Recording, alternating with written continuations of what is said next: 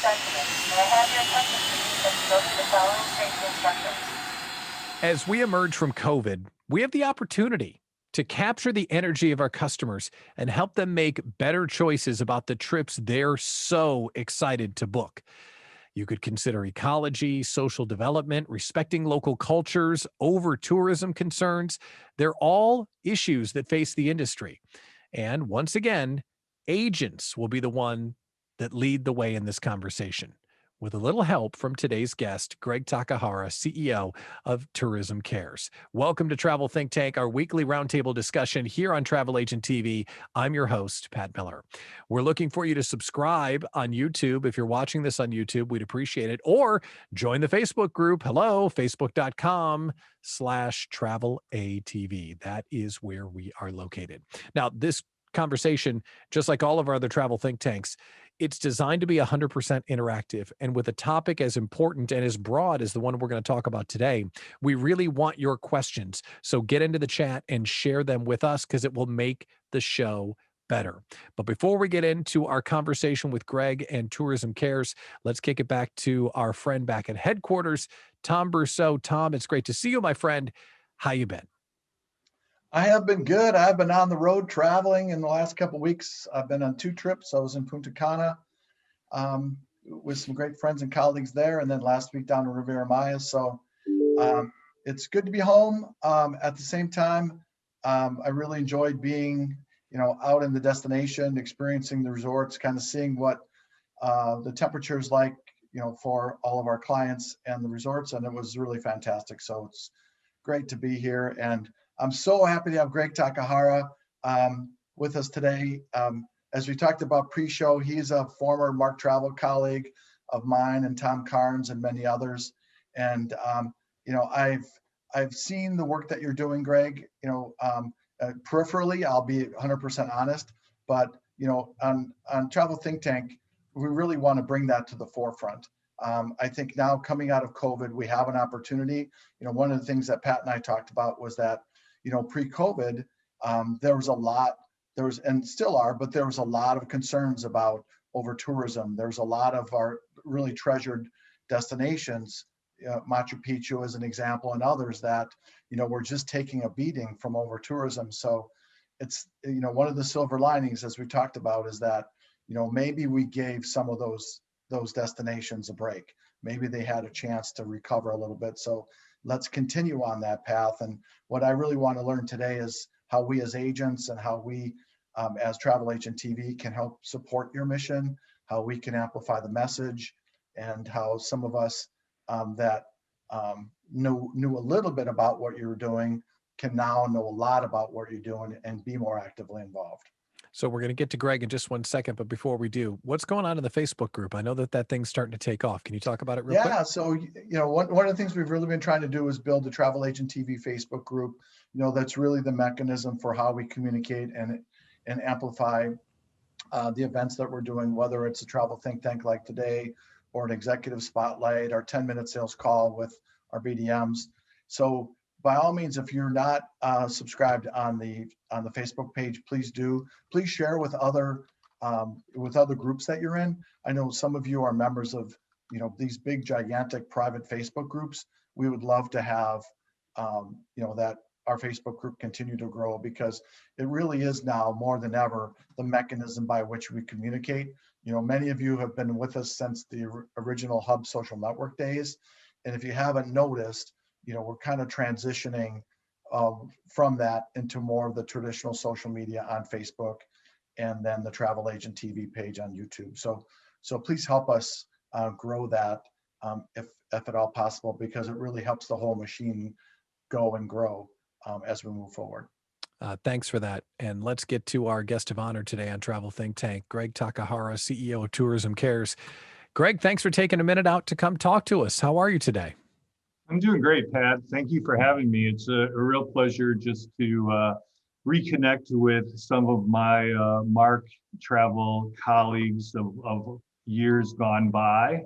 And, like everything else, it starts with the genesis, right? And for me, that was my genesis into the travel industry, was the opportunity that I was given in the late 1980s to join the Mark Travel Corporation, work for a great man in Mr. Lamacchia, and really, instill travel and tourism into my blood, which, really became, the seeds for this opportunity that presented itself a couple of years ago to become the CEO of Tourism Cares.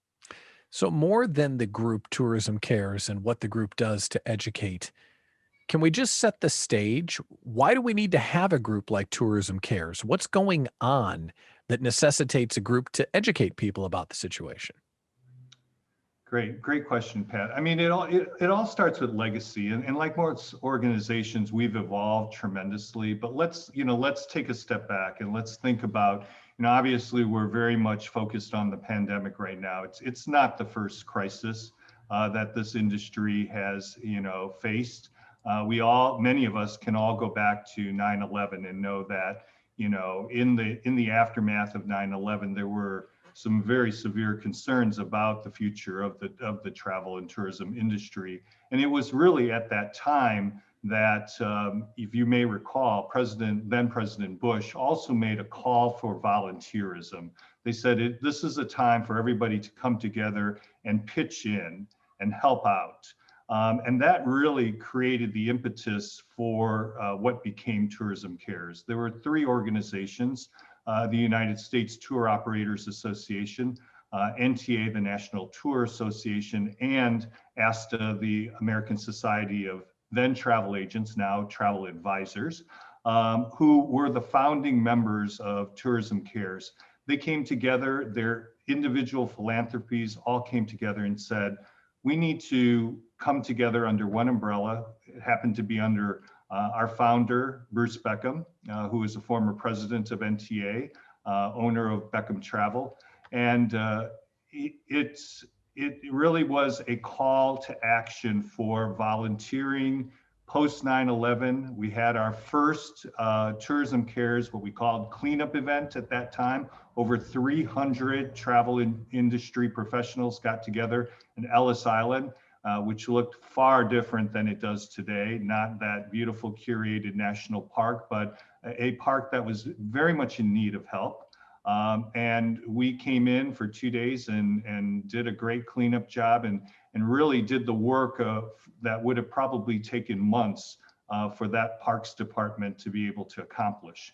That really kind of set us on our course to have volunteer events happen each and every year, usually several, a couple at least a year, in which that would bring together the travel industry. So there is a convening aspect of Tourism Cares that is so valuable for members of the travel industry. It is what compelled me to get involved. I was there in Ellis Island, and I remember that feeling of, this is a conduit for somebody like myself who has this wonderful livelihood in the travel industry to give back. And so that really is the legacy of Tourism Cares since that time. Much like, you look at the newspaper then and you look at the newspaper now, what are we talking about? We're talking about sustainability. We're talking about climate change. We're talking about, as mentioned before, over tourism. We're talking about all of these issues that we need to tackle now in this generation. And that's created the evolution of Tourism Cares to focus in on creating a greater global imprint on our industry, ensuring that we promote sustainability as, and this I'll kind of go into a little bit when I talk about my own personal journey, but I spent a lot of time in travel insurance. And to me, this is like an insurance principle. It's all about risk management. It's all about asset management. We're protecting our assets, which are the very destinations that we sell. If we don't have them, we won't have product to sell. And that really jeopardizes the future of our industry. Is it fair to say that Tourism Cares is having the conversation and almost acting like the consciousness of the travel industry, that you're thinking about the big picture issues and encouraging other people to take action to try and address what those issues are? We are, Pat, and but we're doing it in a manner that's not, prescriptive or telling people necessarily what to do. We like to say, we'll meet you where you're at. And we understand that with regards to everybody's sustainability journey right now, they could be just starting on their sustainability journey, or they could be very advanced in that particular journey, kind of leading the way. What we do is we take those who are leading the way, we use them to set, positive best practice examples. We do, webinars and call it a certain amount of mentoring to help everybody along with their sustainability journey. We feel it's really a personal journey. Usually the impetus to operationalize sustainability into one's business starts at home. How many times is it a matter of you're at the dinner table, in many cases, talking to your children, talking to that generation who is so concerned about their future, talking about things like composting, recycling, single-use plastics, carbon, reducing your carbon footprint. All of those things start generally from a personal standpoint, and then they resonate, and then people start to operationalize that into their businesses. And when they do so, they need help in many instances. And a lot of times that help is just readily available through others who have done it, who want to see others also join in and move our industry needle in terms of our sustainability journey forward. You touched on your backstory just for a second. Have you always been in a leadership position and ready to be an advocate? Tell us how you got to where you are. Well, as I mentioned, I was at the 2003 inaugural Tourism Cares cleanup, and that inspired me. So, it starts as a volunteer. From there, I became a team leader, and then in 2012 became a board member. And in 2003, I had left Mark Travel by that point, and I was working in the travel insurance sector, working in the New York area, and still returning to Wisconsin just about every year. Got to get my Summerfest That's right, baby. fix. So, but getting back to Milwaukee, but I look at it like working in the travel insurance sector is really, like I said, just representative of the overall journey. I feel that somehow my career has always been pointed towards protecting the best interests of our industry at large. So whether that was, doing so initially for the Mark Travel Corporation in a more of a legal capacity, as I have a legal background, and then moving into the travel insurance space where we provided professional liability coverage for travel advisors and tour operators, to now working, from a more kind of a holistic standpoint for the industry at large through Tourism Cares. Let's talk about the at-large part of it, because you've mentioned the environmental impact of some of the issues that you want to make sure people are aware of and how we can make better choices. But that's not the only issue that Tourism Cares is addressing. Can you talk about some of the other issues that you want to make sure people are aware of and they're taking action on? Sure. I think that, what we do is we use the United Nations Sustainable Development Goals as our guidepost, and there's 17 of them. And let's face it, anytime you're trying to tackle 17 goals, that can be a little bit unwieldy. But if you look at those goals, I think that's when you realize the umbrella of sustainability is so great. It goes beyond just the green aspect of sustainability. So whereas climate change is an important component of sustainability, what you're also talking about is you're talking about reduced inequality. So we have a lot of focus around diversity, equity, inclusion right now, especially with hate crimes, and you're talking about a very divisive world that we live in right now. So putting a focus on diversity, equity, inclusion, especially in an industry like the travel and tourism industry that has not always been representative of a fully inclusive in industry. So we're helping to do that through what we call our diversity and tourism grant program.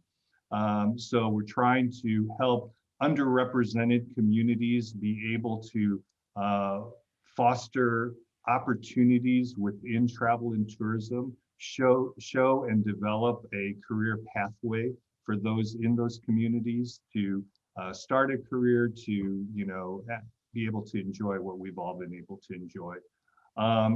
We talk about, if you look at this, the 17 Sustainable Development Goals, it goes into poverty, it goes into local communities. We're part of the Future of Tourism Coalition, where we joined with 5 other global NGOs to put destinations at a forefront. So when we talk about, as Tom referenced, 2019, over tourism rearing its ugly head, and communities actually pushing back to say, we don't want these tourists, which is unprecedented. So looking at how those communities have collaborated with government and the private sector to try to create plans and ensure that they don't go down the same path post-pandemic are all some of the lessons that we're trying to foster in terms of proper destination stewardship. This event, Travel Think Tank, is designed to get information to travel agents and industry professionals so we can be better at what we do. And what we're talking about today is really how can we make the travel choices that our clients make more sustainable. So as we mentioned earlier in the program, travel agents will lead the way. So how do we lead the way? How do we bring up these kinds of conversations with our clients? Because there's one, the right thing to do, and there's also a target market for this. There are people that are interested in traveling more sustainably.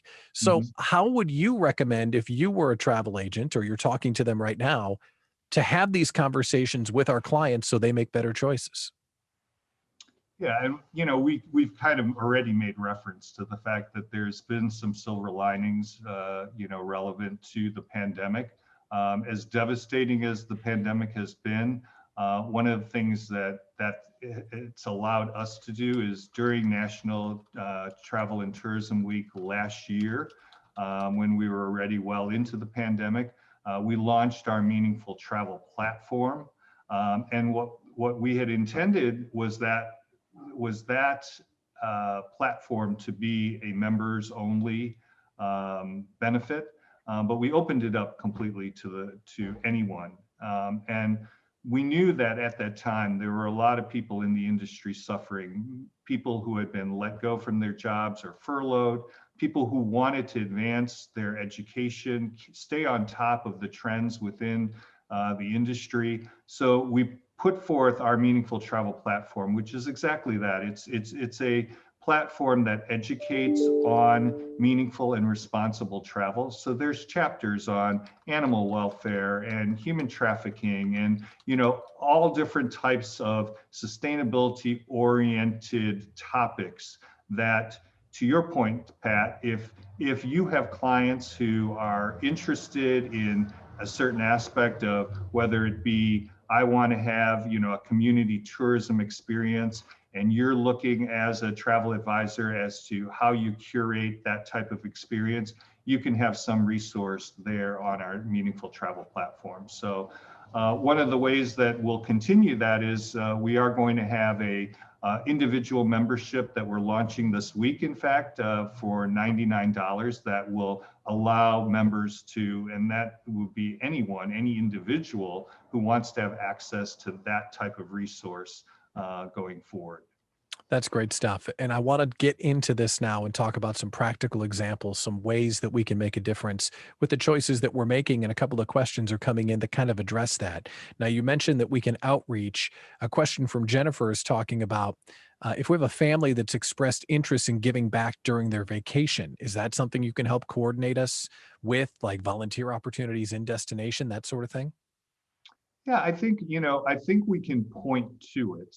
I think that I'll just be honest that I think sometimes those things, as well-intentioned as they are very difficult because you go to a place that really needs help, and if you're only there for a day or two, by the time they kind of train you to do what they really need to get done, it really leaves a very little time to actually get a good amount of work done. And I say that out of personal experience because in the aftermath of Katrina, I spent some time down in New Orleans, and I wanted to give some, I wanted to extend my trip. So instead of making it a 5-day trip, I made it a 7 or 8-day trip. And I learned from a number of those organizations that said, if you were going to be down here for 2 weeks straight, we really would take the time to train you to do exactly what we need you to do.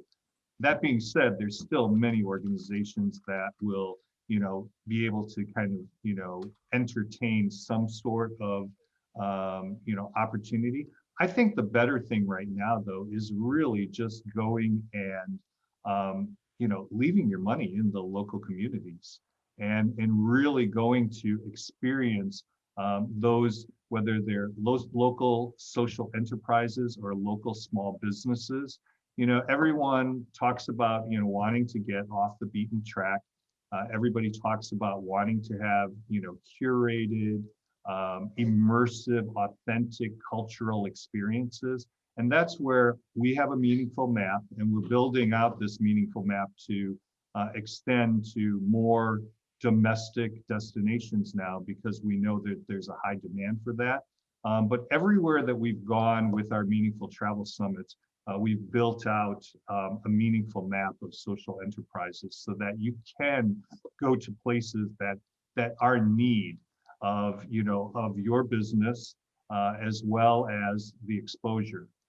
So, when we went to Jordan, for instance, a couple of years ago, we made part of the experience social enterprise connection, bringing forth 12 different social enterprises, including one, a women's cooperative called Iraq Al Amir, that several of our tour operator registrants actually then added into their itineraries. And so you can imagine how extremely valuable that was to those social enterprises, the investment in their businesses, as well as the visitation that came forward afterwards. And meeting the people in destination rather than just doing manual labor. I mean, making those relationships and making meaningful connections had to have been really rewarding. I want to think like a travel agent or advisor right now. And I'm looking for some of those small, quick wins that we should have our radar up for. So a client says, "Hey, I really want to do this." And that's probably not a good idea right now. Or that's a behavior that you might want to reconsider. Like, is there anything in particular that is like really damaging or something we might want to steer people away from? You see what I'm going for there? Like, I don't want to say do's and don'ts, but some things that we might want to pause before we book for someone because it might not be a responsible thing to book. Yeah, and I think, however we look at that question, Pat, I think that, one of the things that was said to me recently by, one of our kind of fellow nonprofit leaders, she equated it to just the consideration of being a host and being a visitor. And, we all know what it's like to be invited to somebody's home for dinner. You think to yourself, do I need to bring a dish? Do I need to take off my shoes when I get to their home? Is there a cause for celebration here? And should I bring a gift? And we all know about local traditions and, local customs. And, certainly some are very well known. So, those do get promulgated and, talked about frequently. But I think it's just asking the additional questions of, and taking the standpoint or the viewpoint of, I am entering somebody's home. I am visiting, their home. And thinking about it, and now with the pandemic, we have all these kind of added, right? We have all these kind of added considerations of social distancing and vaccines, and and all the protocols that go along with that. But I think it still comes down to a very base thinking in terms of how we represent ourselves, because part of over tourism is also the perception that somehow all of that demand is not appreciated anymore because they're leaving trash behind, or they're polluting the water, or they're doing those types of things. So when you start to think of it in terms of like, when I go to somebody's house, do I just drop trash in their yard. You know, I mean, I think we just really have to kind of try to bring it to a more simplistic type of thinking in terms of how we relate to each other on a hosting basis and a visiting basis, and that can really help to, I think, kind of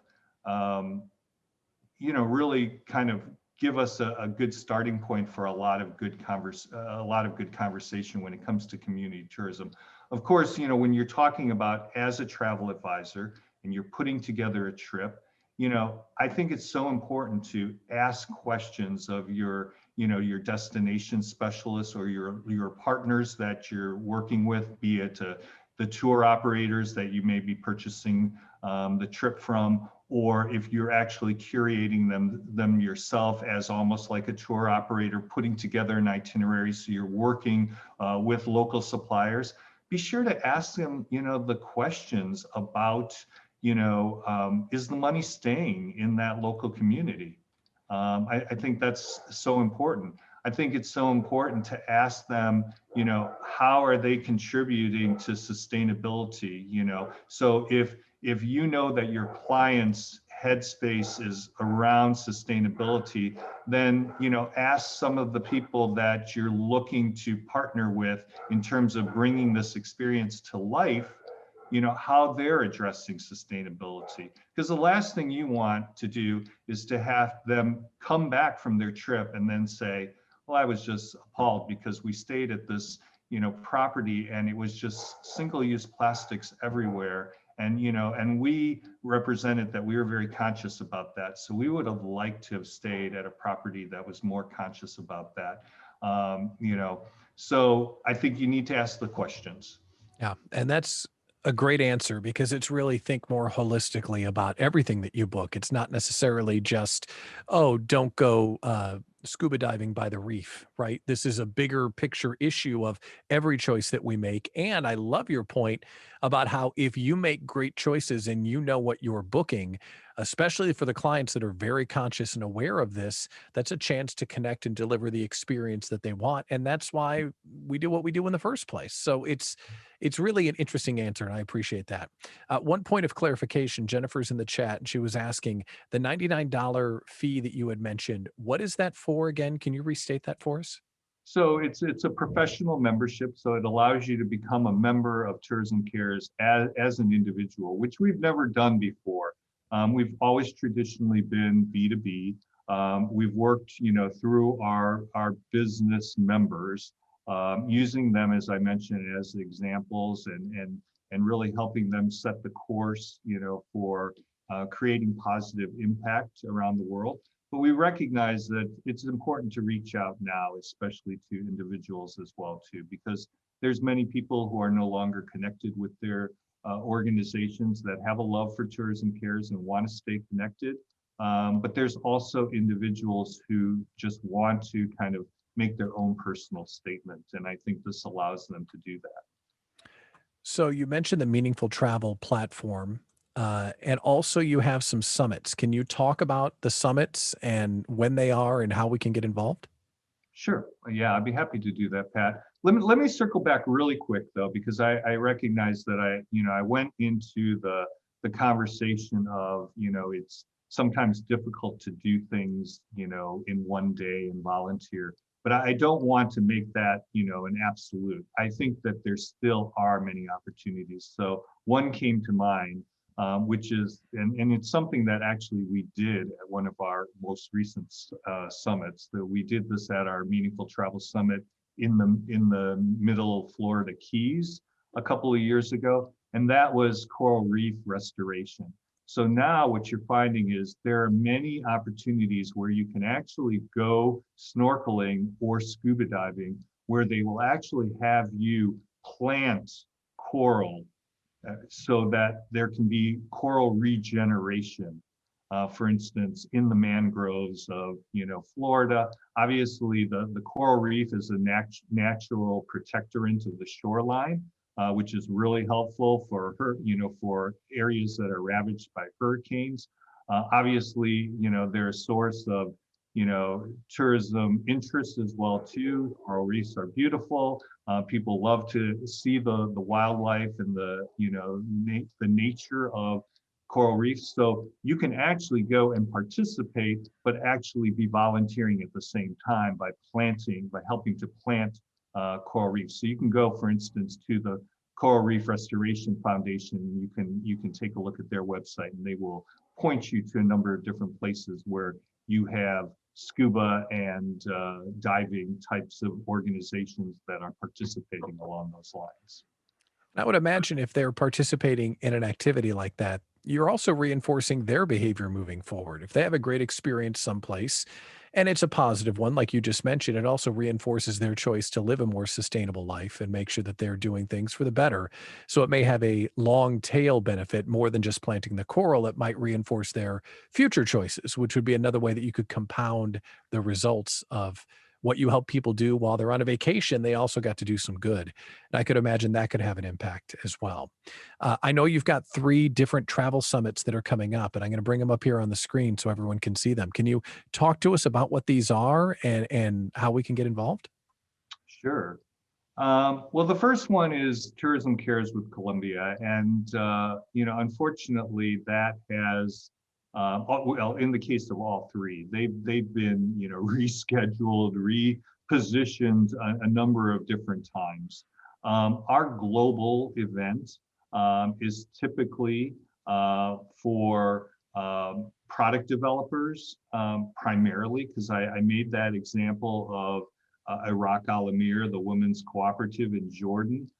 So who we really want to attract there are the people who are going to be able to hopefully be inspired by these particular social enterprises, and then look to bring them into their itineraries. And that, again, that can include travel advisors as well too. So I'm not trying to make it exclusive, because it's not exclusive, but it is a smaller audience. And we don't tend to do what I would call volunteering as much in our global events, just because the logistics of doing a volunteer event in a foreign country are typically much more difficult. So therefore, I would say it's more like a FAM type of opportunity, where we're actually creating that social enterprise connection, but we're doing it we're demonstrating it by taking them there. So it can be a little bit hands-on. So when you went to Iraq Al Amir, you cooked with the women of that particular cooperative. But it isn't the volunteer type of event that typically you would find domestically, like you had up on the screen, our event in Lake Tahoe, which will be in May of 2022, and then our event in Victoria, British Columbia, which will be in October of 2022. Both of those will have larger groups, will have a volunteering aspect, and then typically, as I mentioned, if we're looking at the 17 United Nations Sustainable Development Goals, we will, with each of these summits, try to take like 4 or 5 of them. So naturally, with Lake Tahoe, a lot of it has to do with climate change. They have been grappling with over-tourism. They deal with lake conservation all of the time. They've dealt with wildfires due to the drought. And as a result of all of that, what we're putting a focus is how that local community has responded to those challenges, and showing that as an example for other communities at large. And you get to partake in that experience. With Victoria, British Columbia, a lot of our focus will be on interactions with Indigenous communities. Many people say, how can we do a cleanup event in Victoria? It's so beautiful. It's so clean and beautiful. What we're going to showcase there is really the limited resources that many Indigenous communities don't have, and how we can support those Indigenous communities and how we can work better with them. Those sound like great opportunities. And if we can find out more about those summits, can you share a website where we can log in and learn more about it? Yeah, I'll be glad to share it. And in fact, today is an exciting day, because we are actually doing our rebranding, relaunch of our refreshed website, so www.tourismcares.org. So we're excited because we have a brand new logo, and we've got a couple of things that have been in a long time in the making. So probably have had our logo for well over 10 plus years. So it's an exciting time. It's a day of celebration, man. Big things like that happen. They take forever. And then when they happen, it just feels so good. That's great to hear.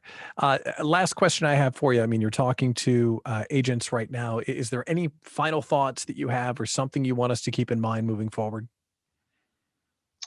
Well, I think, we've really covered a lot of it, but I think just the awareness about meaningful and responsible travel. The fact of the matter is issues of sustainability and issues relevant to, meaningful and responsible travel. I'm not going to hesitate to say that these are not just momentary. They are not just, checklist items that we really need to address today, but these are things that we need to address going forward for the long term. Again, we look to meet you wherever you're at. Don't feel daunted by the fact that you're just starting, if you are just starting out in your journey. But I think you are going to find that more and more people are going to be coming and asking you about sustainability or how to integrate sustainability into their travels. And I think that that's been, well documented through the thinking of the younger generation. The younger generation, whether it's surprising or not, is very much strong proponents of using travel advisors, which is great. They do a lot of their own sourcing of information, but when it comes down to doing the actual booking, they want a travel advisor to do their booking, but they're thinking about sustainability. They want to go to destinations that are more sustainable. They want to use companies within the supply chain that are more sustainable. So those are all huge considerations, but they're also considerations for your own hiring as well, too. Because as you hire good talent, I don't think I'm surprising anybody by saying that, one of the worst things that can happen is when you lose somebody very valuable, because, to rehire and to retrain is an expense, and it's a costly one. And I think, what is going to contribute to positive retention of good staff? And that is some of these elements of sustainability that we talked about: diversity, equity, inclusion. We talked about a focus on sustainability. When those are operationalized into your business and they're recognized by your employees, that will lead to greater retention. So I think this is an investment that everybody needs to make, and we're here to help out people on their journey. It's been a great conversation, and thank you for what you're doing, and thanks for taking the time to share it with us so we can take action as well. Greg Takahara, CEO at Tourism Cares. Thanks again for coming on today, Greg. Great. Thanks, Pat. Thanks, Tom. It's our pleasure. So that's what we do here on Travel Think Tank. We bring people you need to hear from. We ask them as many questions as we can. We get to the heart of the matter, and we always try to frame it around how can you take this information and then build a better business and make an impact as well. So that's what happens here on Travel Think Tank. Thank you for your questions here today. If you're not subscribed to our YouTube channel, we would love it if you would. Click that subscribe button and make sure you join us on our Facebook page, facebook.com/groups/travel ATV. Thank you so much for stopping in to Travel Think Tank today. I'm your host, Pat Miller. We'll see you next time.